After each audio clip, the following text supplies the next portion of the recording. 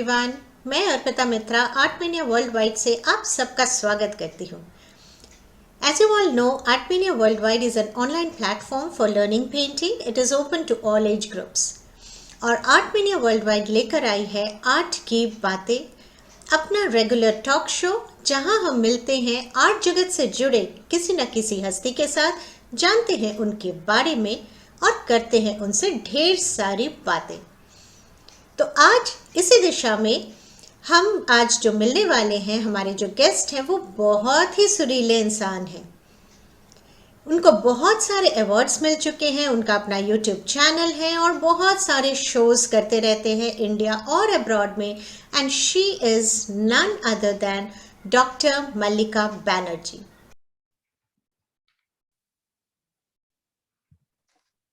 Hello Mallika di, आपका बहुत बहुत स्वागत है हमारे इस शो में जिसका नाम है आर्ट की बातें।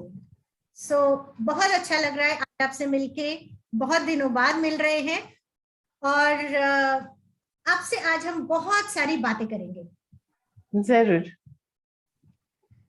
बहुत अच्छा लगा अर्पिता, आपने मुझे याद किया आपके इस फोरम में। दोबारा से मिलना भी हुआ और ये एक अच्छा प्लेटफॉर्म है आपका। Thank you so much Mallika the. Malika di, you are very fortunate to be born in such a family जहां आपकी मदर श्रीमती पारुल बैनर्जी एक बहुत ही रिनाउंड वोकलिस्ट रही हैं और आपका जो चाइल्डहुड है उसी में ही गया है, राइट? एंड आफ्टरवर्ड्स आपकी जो अर्ली ट्रेनिंग्स है and also your experience afterwards when you became disciple of professor Krishna Bisht, तो क्या रहा वो बचपन से लेके उसके बाद जब आपने एडवांस दिल्ली घराना पे जब आपने शुरू किया, तो वो क्या ट्रांजिशन रहा या क्या आपका एक्सपीरियंस रहा? बहुत अच्छा लगा ये आपने पूछा। तो एक्चुअली जिस घर में मैं पैदा हुई वहां पर तो शुरू से ही कानों पे संगीत पढ़ रहे थे, तो कभी ऐसा महसूस नहीं हुआ कि हम कुछ अलग से कर रहे हैं। कुछ ऐसा जो कि कोई सब लोग नहीं करते। मतलब अब उसके बाद क्या हुआ कि मदर से कब हम गाना सीखना शुरू किए उसका भी कुछ मतलब फॉर्मेलिटी तो कुछ होती नहीं है। अच्छा, उनको माँ को जो आता है माँ बच्चे को ऐसे ही सिखाता है।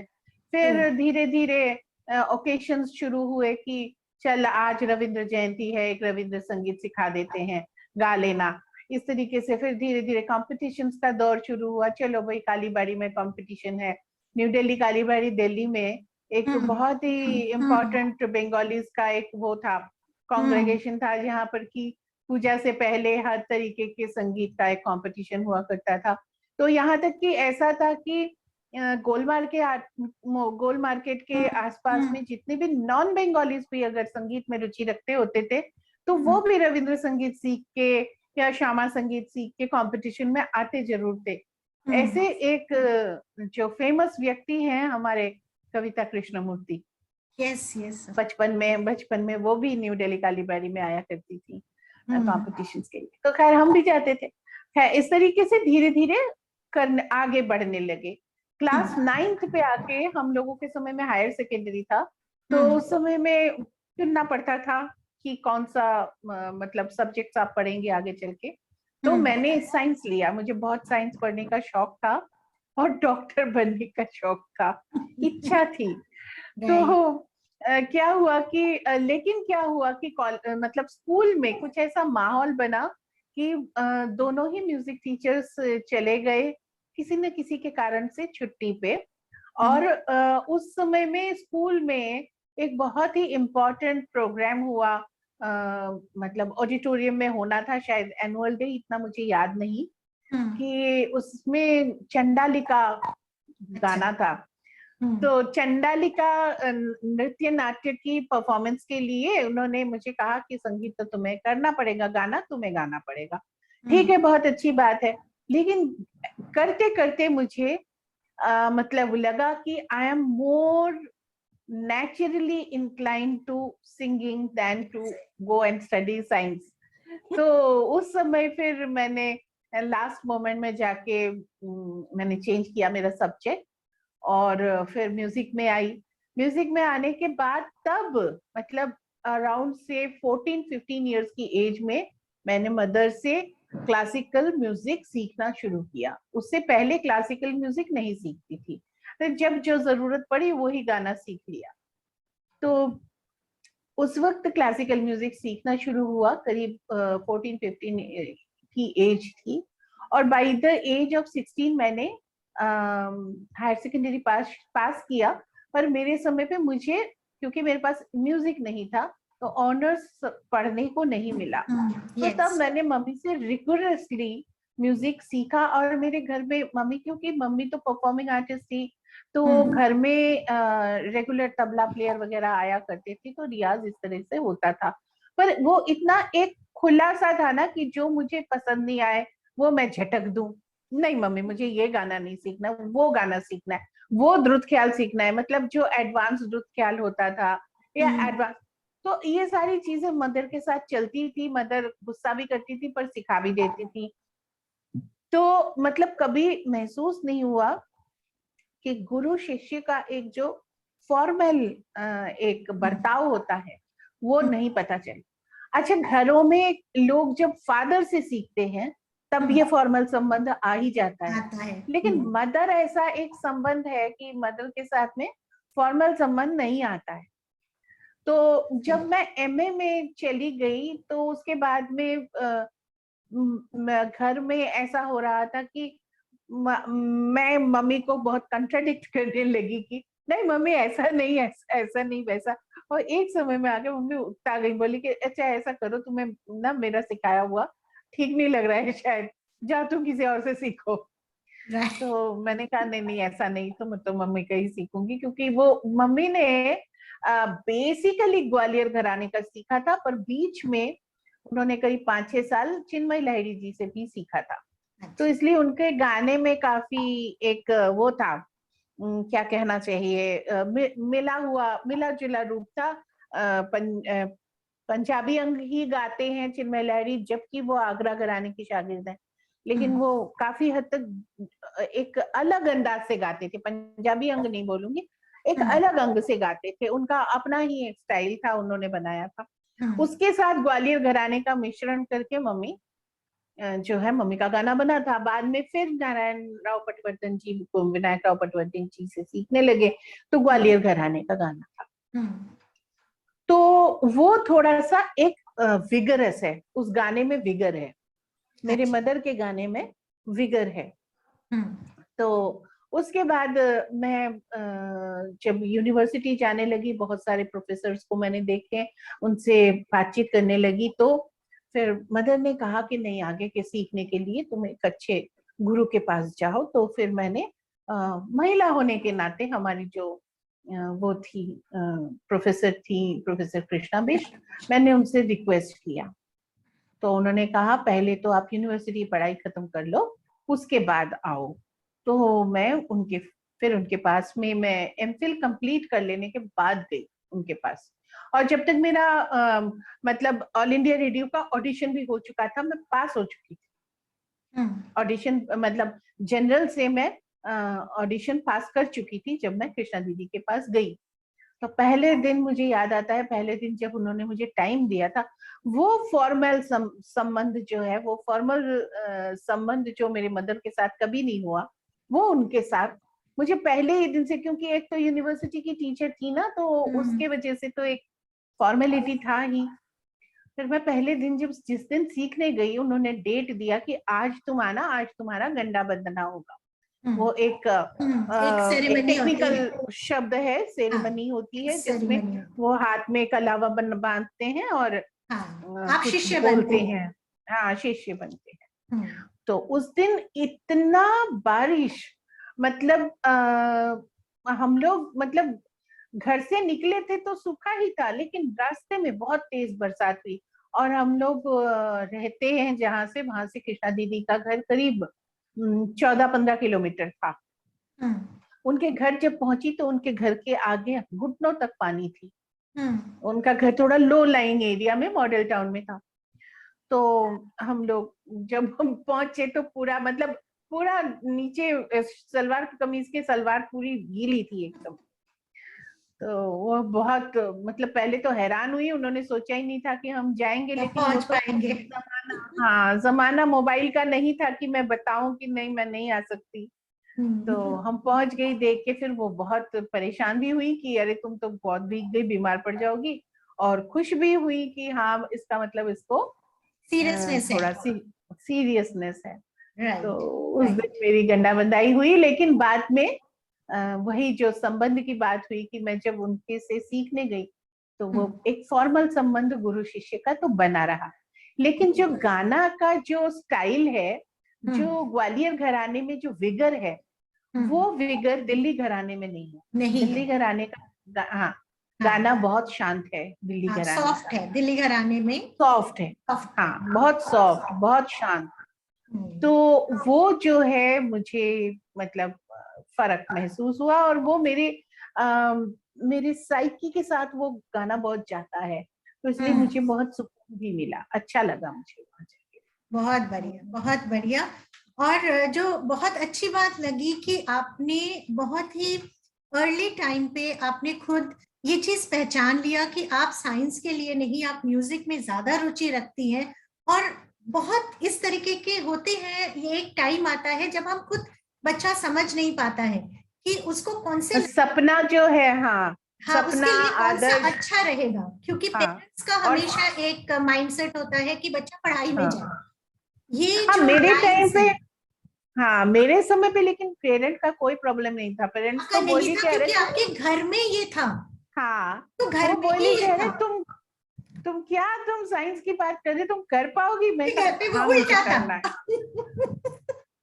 मुझे करना है। लेकिन वास्तविकता फिर उन्होंने कहा कि ठीक है भैया, तुम गड्ढे में गिरोगी तो ही पता चलेगा तुम्हें क्या करना है। अच्छा, इसी के रिलेशन में एक और क्वेश्चन पूछना चाहूंगी मल्लिका दी, कि आजकल की दुनिया में अगर हम देखते हैं तो क्लासिकल सिंगिंग थोड़ा सा लुप्त होता जा रहा है। बच्चे, आजकल के जो बच्चे हैं, उनको क्लासिकल पे वो ज्यादा इंटरेस्ट नहीं शो करते हैं। उनको लगता है क्या बोरिंग है, और बैठे हैं और आवाज, मतलब आवाजें आ रही हैं। तो उनको आजकल ये जो इंग्लिश सॉन्ग्स है या कुछ है, लेकिन एज हम ये भी जानते हैं कि कुछ परफॉर्मेंसेस भी कम होती जा रही हैं आजकल, उतने परफॉर्मेंसेस नहीं होते हैं या लोग नहीं देते हैं। और लेकिन जो बेस है म्यूजिक का, वो क्लासिकल से ही शुरू होता है। तो ये जो इंटरेस्ट है, ये जो आज थोड़ा सा हट रहा है दुनिया से, तो उसके बारे में आपको भी चिंता होती होगी कि हम इसको आगे जिंदा किस तरीके से हम रख पाए। मैं इस थ्योरी को ना नकारती हूँ। हम्म। सबसे पहली बात यह है कि क्लासिकल म्यूजिक हम जिसे कहते हैं, वो उसको समझ लीजिए, क्लासिकल म्यूजिक शब्द जो है वो तो अंग्रेजों का दिया हुआ शब्द है, ठीक है। हम्म। हम लोगों का शब्द क्या था? मार्गी संगीत था या हम्म। फिर गांधर्व था। हम्म। तो ये दोनों ही एक अलग सेक्ट बताता है। दूसरा, आगे चल के जब गाना पनप गया, तो वो ये जो हम जिसे हम क्लासिकल म्यूजिक के नाम से आज जानते हैं, वो एक्चुअली कोर्ट म्यूजिक था, दरबार का संगीत था।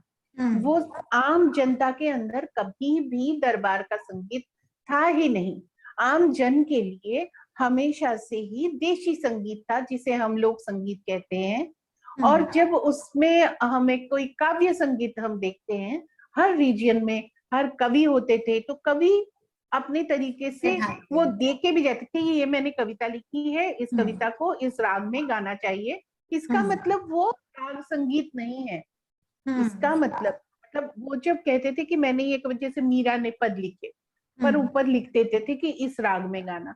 जयदेव जी ने पंडित जो है वो लिखे, गीत गोविंद लिखे, हम्म। उन्होंने जो पद लिखे, पद में भी रागों का नाम दिया हुआ, पर हम्म। वो राग राग संगीत की तरह या गंधर्व की तरह या मार्गी संगीत की तरह गाओ, ऐसा नहीं कहा है। उन्होंने कहा है कि इस राग में ये राग जो है बांध के गाओ।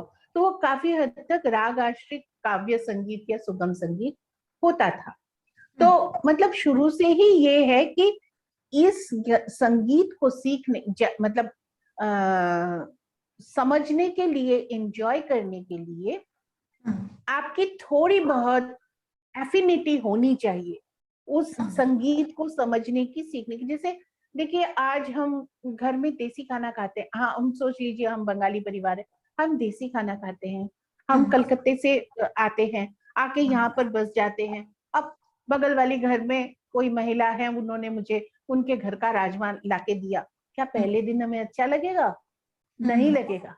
पहले दिन हमें अच्छा नहीं लगेगा, हम कहेंगे ये क्या है, ये तो हमें अच्छा नहीं लगेगा। लेकिन तब से लेके 10 साल बाद देखिए आपके घर में राजमा ही पक रहा होगा, बन रहा है। लेकिन आपका वो जो झोल भात था वो बंद हुआ है क्या? नहीं हुआ। तो मतलब वो वही रहता है, उसका स्थान भी वही रहता है, लेकिन साथ में और भी चीजें आ जाती हैं, ऐड ऑन हो जाती है। ये तो ऐड ऑन हो जाता है। अब समाज में संगीत का, क्लासिकल संगीत का, मैं कहूंगी कि इतना बढ़ावा हुआ है, जब देश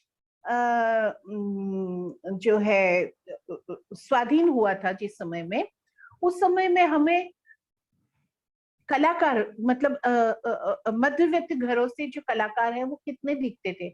बहुत कम। रीजन वाइज बंगाल में और महाराष्ट्र में आपको ज्यादा दिखते थे, उसके अलावा आपको नहीं दिखते थे। और या फिर मुस्लिम लोग गाना बजाना करते थे, या वो उस्ताद लोग गाते थे। लेकिन आज देखिए हर यूनिवर्सिटी में संगीत का एक डिपार्टमेंट है। आप सोच लीजिए कि अगर उस डिपार्टमेंट की टीचर जो है थोड़ी सी मेहनत करती हैं, तो वहां पर मिनिमम 10 जने तो गाना सीखने ही आते हैं हर साल। ठीक है, तो वो ऐसा करने से पूरे ऑल ओवर इंडिया में जितनी भी यूनिवर्सिटी है, उन यूनिवर्सिटी में अगर मिनिमम, मैं ज्यादा नहीं बोल रही, 10 भी आ गए तो भी आपके पास कितने संगीत जानकार या क्लासिकल संगीत के समझदार पैदा हो गए। उसके बाद में धीरे धीरे जब इस तरह से समझदारी बढ़ने लगी घरों में, तो हम लोग अपने घरों में छोटी छोटी सवारीज बनाने लगे कि भाई आइए, हमारी बैठकें बनती रही, बैठकों में आने लगे लोग बाग। ठीक है, हम पंडित भीमसेन जोशी को अफोर्ड नहीं कर सकते, और या फिर उनके गाना भी हम नहीं समझ पाते, लेकिन मेरी बेटी गा रही है, उसका गाना तो मुझे समझना ही पड़ेगा। इस तरीके की जो एक धीरे धीरे एक्सेप्टेंस आती रही है। आज ये हाल है कि ओपन डिस्टेंस लर्निंग में लोग बाग कब जाते हैं गाना सीखने? ओपन डिस्टेंस लर्निंग में शिक्षा के लिए ही कब जाते हैं लोग? जब उनको जरूरत पड़ती, क्योंकि उसका कैरियर बन चुका है, या उसको जो करना था जिंदगी में अब उसने कर लिया, अब वो धीरे से अपना जो है थोड़ी बहुत पढ़ाई की अगर इच्छा बाकी रह गई है उसको पूरा करेगा, या फिर करियर के उन्नति के लिए अगर कुछ उसको सर्टिफिकेट्स की जरूरत है तो तब वो करने आएगा। मतलब मोस्टली क्या होता है कि जनरल रूप से कोई BA MA करने नहीं जाता है, उसको जब तक ना जरूरत हो तो, या तो फिर वो नौकरी कर रहा है और उसने BA MA किया नहीं है, उसको डिग्री चाहिए, तब वो जाता है। ऐसी हालत में पिछले साल हमने BA म्यूजिक का ऑनर्स का कोर्स लॉन्च किया, डरते डरते, क्योंकि मुझे ये लग ही नहीं रहा था कि ओपन डिस्टेंस लर्निंग में कोई म्यूजिक सीखेगा। लेकिन 130 जनों ने विदाउट एनी एडवर्टाइजमेंट उसमें एडमिशन लिया है। Very nice. और जब भी जाती हूँ बाहर प्रोग्राम करने के लिए, पहले एक बच्चा कलाकार जरूर बैठता है। तो कहाँ से पैदा हो रहे हैं? कलाकार भी पैदा हो रहे हैं। हाँ, हम ये कह सकते हैं कि बड़े बड़े फाइनेंशियर्स जो भीमसेन जोशी जी की या अपने हरिप्रसाद चौरसिया जी की, इन लोगों की शोज जो स्पॉन्सर करते हैं, वो स्पॉन्सर्स हमें छोटे बच्चों के लिए नहीं मिलता, इसलिए वो बेचारे हमेशा ही बहुत ही टाइट उसमें रहते हैं, बजट में रहते हैं, क्योंकि एक प्रोग्राम करके शायद उनको 5,000 मिलता होगा, और रोज प्रोग्राम, एक महीने में रोज प्रोग्राम नहीं मिलता, और 2 महीने में भी अगर प्रोग्राम मिल जाए तो बहुत बड़ी बात है। तो उसको सिखाना, और सीखने वालों की भी कोई कमी नहीं है, ये भी मुझे अजीब सा लगता है। मुझे खुद ही को लगता है, अरे भैया कहाँ प्रोग्राम हो रहे, क्यों सीखने आ रहे हो? पर मुझे बहुत फोन आते हैं कि मैम मुझे क्लासिकल म्यूजिक सीखना है। क्योंकि प्रॉपरली। सबको एक अच्छा गुरु तो चाहिए, अगर गुरु अच्छा मिल जाए तो वो अपने स्टूडेंट्स को दूसरी दिशा में ले जाते हैं। तो वो एक हाँ होती है कि गुरु को ढूंढते हुए, जैसे आपने भी अपने गुरु को ढूंढा और ढूंढ के आपने शुरू किया, उसी तरीके से एक अच्छे गुरु की जो एक चाह है वो जरूर रहती है हमेशा हर अच्छे हाँ हाँ वो है। पर मतलब देखिए, मैं अभी अभी परसों की बात कर रही हूँ कि परसों एक प्रोग्राम सुनने गई थी हैबिटेट में। तो वहां पर मतलब 30-32 साल के बंदे ने पहला प्रोग्राम, जो पहला जो आइटम था वो उसका था, वो भी अपने साथ में एक स्टूडेंट को लेके बैठे। तो इसका मतलब स्टूडेंट्स तो आ रहे हैं, सीख रहे स्टूडेंट्स हैं आए। गाना। वेरी नाइस, हाँ, बहुत अच्छा, तो बहुत मुझे अच्छा। और नहीं लगता यही कि ये खत्म होगा, हाँ ये आगे ही आगे बढ़ता जाएगा और आप जैसे लोग ही इनको आगे बढ़ाते जाएंगे, आपके जो शिष्य है वो उसको और आगे बढ़ाएंगे और इसी तरीके से ये सिलसिला चलता रहे। हाँ, वो हमारा देसी खाना चलेगा, वो बंद नहीं होगा। जरूर। अच्छा मल्लिका दी, आप ऑल इंडिया रेडियो में ऑलमोस्ट आपने 20 साल काम किया एंड एज प्रोग्राम एग्जीक्यूटिव, और आईसीसीआर में एक ए ग्रेड क्लासिकल वोकलिस्ट रही, एंड आप आज इग्नो में म्यूजिक फैकल्टी में बच्चों को सिखा रहे हैं, बच्चों को आगे बढ़ा रहे हैं, बहुत सारे प्रेस्टिजियस अवार्ड्स आप जीत चुके हैं, बहुत सारे शोज कर चुके हैं, और आपका जो ये है एक ऑनेस्टी है, आपका हार्डवर्क है, और ये चीजें बहुत जरूरी है किसी को भी आगे बढ़ाने के लिए। तो अब आपको क्या लगता है कि अब आपके आगे का सपना क्या है? ये तो आपका ऑलरेडी अचीव्ड है because of your hard work and honesty. मुझे ना आगे का सपना, सच बताऊं आपको, छुट्टी चाहिए मुझे। इन सब चीजों से छुट्टी चाहिए मुझे। और मैं अपने आप को देखना चाहती हूँ, जो मेरी बचपन की बहुत ही एक मतलब जबरदस्त प्यारी हॉबी थी, किताबें पढ़ना। इस इतने लंबे दौरान में एक बार मेरी ट्रांसफर हुई थी चूरू में। तो वहां मैंने, मतलब वहां मेरा घर नहीं था, पर मुझे रहना है वहां पर, अकेली थी। वो मैंने जी भर के किताबें पढ़ी, किताबें किताबें पढ़ी। पढ़ी। हाँ, बहुत जी भर के। और वो दिन मुझे बहुत, मुझे लगता है कि कब मैं उस औंधी लेट के सिर्फ किताबें पढ़ती जाऊं, मेरे पसंद की किताबें खरीदती हूँ। बुक फेयर में, बंगाली बुक फेयर जब भी होता है, किताबें खरीदना होता है। इसके अलावा जब मैं अब म्यूजिक की जो मतलब पठन पाठन के काम में जब आई, अध्ययन के, तो भी मुझे लगता है कि अरे मैंने तो ये नहीं पढ़ा, अरे मैंने तो वो नहीं पढ़ा। तो वो चीजें भी मुझे लगती है कि मुझे अपने लिए भी पढ़ना है। वो बच्चों के लिए तो पढ़ ही रहे हैं क्लैरिफिकेशन के लिए, तो लेकिन वो सब मुझे बहुत मन होता है कि मैं खूब पढूं और मेरे को कोई टेंशन ना हो घर से निकलने का, लोगों से मिलने का, टारगेट मीट करने का। बहुत थकान हो रही है अब। हम जरूर दुआ करेंगे, आर्ट मीडिया वर्ल्ड वाइड की टीम पूरी जरूर दुआ करेगी, और जो भी ये शो देख रहा है जरूर आपके लिए दुआ करेगा कि आपको थोड़ा फ्री टाइम मिले और आप दिल खोल के भावे पढ़े। बहुत अच्छा। डॉक्टर मल्लिका बैनर्जी हमारे शो में आए और हम कुछ उनसे सुने ना, ऐसा तो हो नहीं सकता। तो हमें, हमारे और हमारे दर्शकों को जरूर कुछ न कुछ जो भी आपको पसंद हो सुना दीजिए। हाल ही में होली गई है और होली के सॉन्ग्स जो हैं अभी भी कानों में गूंज रहे हैं। तो मैं एक होली की ठुमरी 2 लाइन सुनाती हूँ। जरूर। मैं तानपुरा थोड़ा चलाती हूँ, आप देखिए तो। ऑडिबल? ऑडिबल। हाँ जी।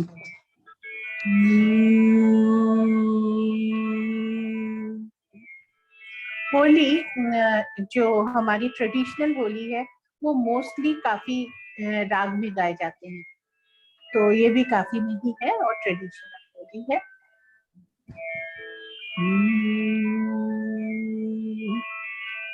कौन तरह से तुम खेलत हो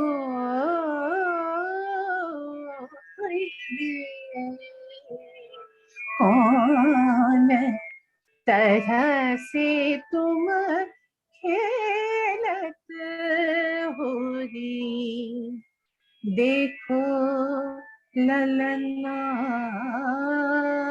मोरी, हाँ देखो ललन मोरी, अखियाँ हटके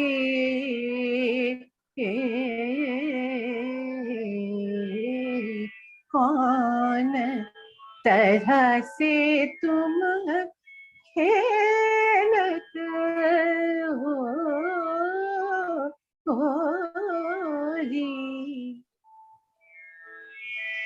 देखो ललना मोरी, हाँ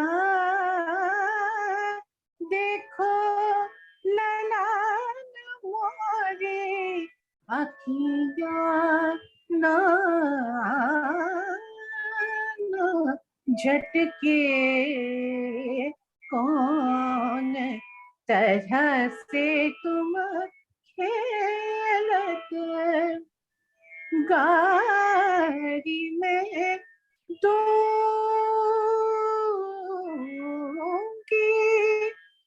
तो से ना डरूंगी, गाड़ी में दूंगी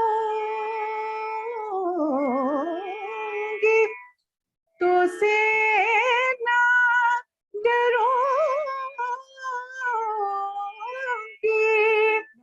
हाँ गाड़ी में दूंगी तो से ना डरूंगी, अब के भाग में, हाँ